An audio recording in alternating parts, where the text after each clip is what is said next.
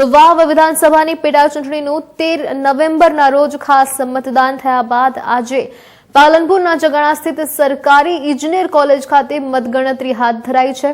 સવારે 8 વાગ્યાથી જ સૌથી પહેલા પોસ્ટલ બેલેટની ગણતરી શરૂ થયા બાદ ઈવીએમના રાઉન્ડની મતગણતરી હાથ ધરાઈ છે। વાત કરીએ ખાસ ભાજપ અને કોંગ્રેસ તેમજ અપક્ષ વચ્ચે આ ત્રિપાંખીય જંગ જામ્યો છે અને કોણ બાજી મારશે તે બપોરના બાદ જ સ્પષ્ટ થશે।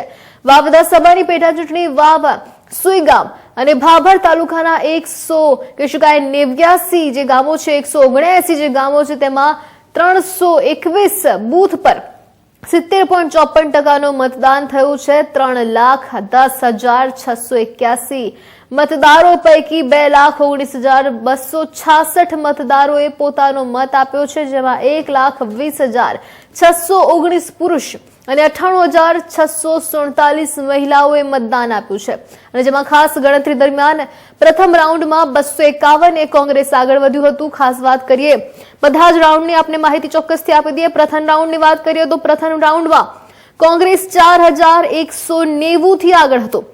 બીજેપીની વાત કરીએ તો બીજેપી પ્રથમ રાઉન્ડમાં 3,929 થી આગળ ચાલી રહ્યા હતા। અપક્ષ 2,119 પર હતા। વાત કરીએ વાવ પેટા ચૂંટણીમાં બીજા રાઉન્ડની તો બીજા રાઉન્ડમાં ગુલાબ રાજપૂત 7,795 થી આગળ ચાલી રહ્યા હતા।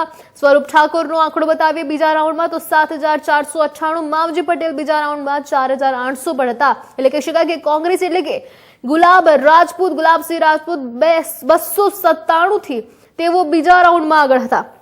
વાત કરીએ ખાસ ત્રીજા રાઉન્ડના અંતમાં તો ત્રીજા રાઉન્ડના અંતમાં લગભગ 1,173 થી ગુલાબસિંહ રાજપૂત એટલે કે કોંગ્રેસ આગળ ચાલી રહી હતી। ચોથા રાઉન્ડના અંતે કોંગ્રેસ ગુલાબસિંહ રાજપૂત 1,410 મતથી આગળ ચાલી રહ્યા હતા અને મહત્વના સમાચાર મળી રહ્યા છે।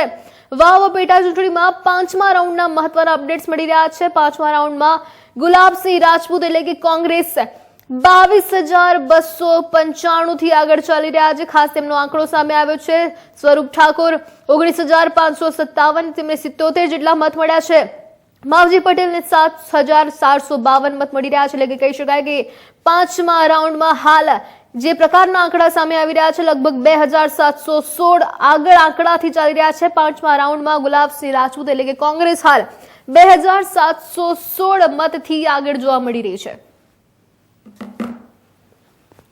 લોકોએ આશીર્વાદ આપ્યા છે અને શરૂઆતથી લઈને છેલ્લે સુધી કોંગ્રેસ પાર્ટી આગળ રહેશે। બધા રાઉન્ડમાં આગળ રહીશું। શરૂઆત છે, હજી 3 રાઉન્ડ પછી મારી લીડ વધશે।